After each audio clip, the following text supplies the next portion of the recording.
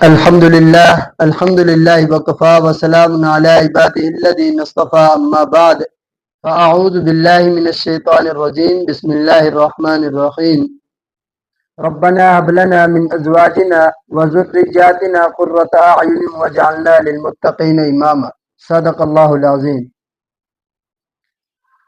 میرا ایک دوست ہے عبداللہ، ایک مرتبہ وہ عمرے پہ گئے ہوئے تھے۔ حرم کے اندر ایک پاکستان کے بہت بڑے بزرگ گزرے ہیں، ان سے ملاقات ہوئی۔ ان کا نام تھا حضرت مولانا عبدالعزیز ہزاروی رحمۃ اللہ تعالی علیہ۔ بہت بڑے شیخ تھے، شیخ طریقت بھی تھے اور بہت بڑے اللہ والے تھے۔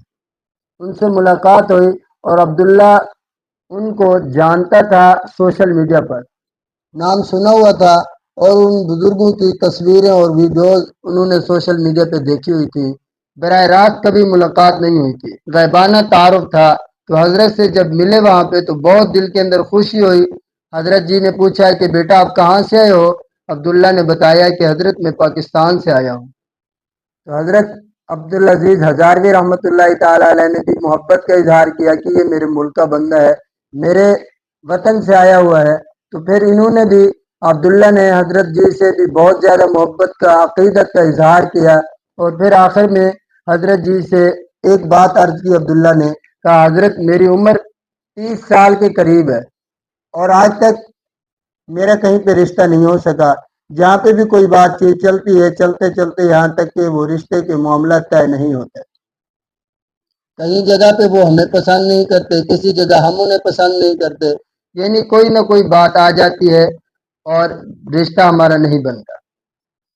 تو حضرت جی نے حرم میں بیٹھے ہوئے ایک وظیفہ بتایا عبداللہ اس وظیفے کو آپ نے کرنا ہے اور اللہ کا فضل آپ کی طرف متوجہ ہوگا، اللہ تعالیٰ آپ کا ایسا جوڑا بنائیں گے جو بہت خوبصورت بھی ہوگا اور خوبصیرت بھی ہوگا۔ خوبصورت کا کیا مطلب ہے؟ یعنی کہ آپ کا دل صرف اپنے گھر میں لگے گا اور آپ کو دلی طور پر سکون اپنے گھر سے ملے گا۔ دوسری بات جو انہوں نے ارشاد فرمایا خوبصیرت بھی ہوگا۔ خوبصورت کا مطلب یہ ہے کہ ان کے کردار، اللہ تعالیٰ جو آپ کے لیے جوڑا متعین کریں گے وہ اتنا خوبصورت ہوگا کہ اس کے بعد آخر ہوگی، یعنی اللہ رب العزت جو آپ کا جوڑا بنائیں گے وہ آپ کو بہت زیادہ پسندیدہ ہوگا اگر آپ اس وظیفے پر عمل کریں گے۔ تو عبداللہ نے کہا حضرت بتا دیجئے۔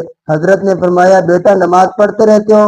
انہوں نے کہا حضرت عمرے پہ آیا ہوں، نماز تو پڑھتا ہوں۔ حضرت نے فرمایا بعض لوگ ایسے بھی ہوتے ہیں جو عمرہ بھی کرتے ہیں، حج بھی کرتے ہیں، لیکن جب گھر جاتے ہیں تو نماز نہیں پڑھتے، فرائض کو انجام نہیں دیتے، بس یہاں حاجی صاحب بننے کے لیے آ جاتے ہیں، عمرہ کرنے آ جاتے ہیں کہ لوگوں کو پتہ چلے ماشاءاللہ بڑے حاجی صاحب ہیں، بڑے ماشاءاللہ نیکوکار ہیں، لیکن جب گھر جاتے ہیں تو وہاں نماز کا اہتمام نہیں کرتے۔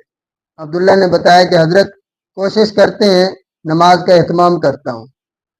حضرت نے فرمایا بیٹا آپ ایک وظیفہ یاد کر لیجئے اور اسے ہر نماز کی اتحیات کے اندر جب آپ درود شریف پڑھ لیں اس کے بعد جو دعا پڑھنی ہے وہ پڑھ لیں، اس کے بعد یہ دعا پڑھنی ہے ربنا ہب لنا من ازواجنا وذرياتنا قرة اعین واجعلنا للمتقین اماما۔ اس آیت کو آپ نے طاق مرتبہ پڑھنا ہے۔ طاق کا مطلب یہ ہے کہ مثلا آپ نے 3 بار پڑھنا ہے، 5 بار پڑھنا ہے، 7 بار پڑھنا ہے، 9 بار پڑھنا ہے، 11 بار پڑھنا ہے، جتنی مرتبہ پڑھنا ہے پڑھ سکتے ہیں، لیکن اس میں طاق کا عدد کا لحاظ رکھنا ہے۔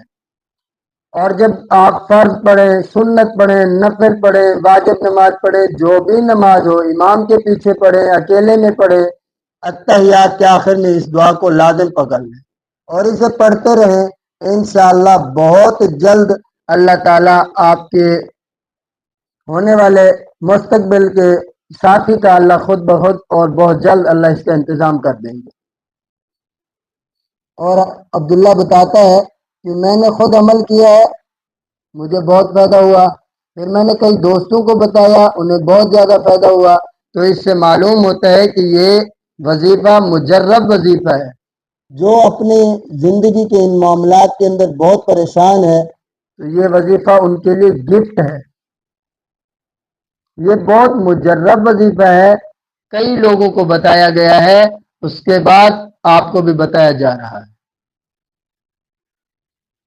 یہ اللہ تعالیٰ کے قرآن پاک کی ایک آیت ہے، اس آیت کا آپ ورد کرتے رہیں گے اور اس کے اللہ کی رحمت اور اس آیت کی برکات کو آپ اپنی آنکھوں سے دیکھیں گے۔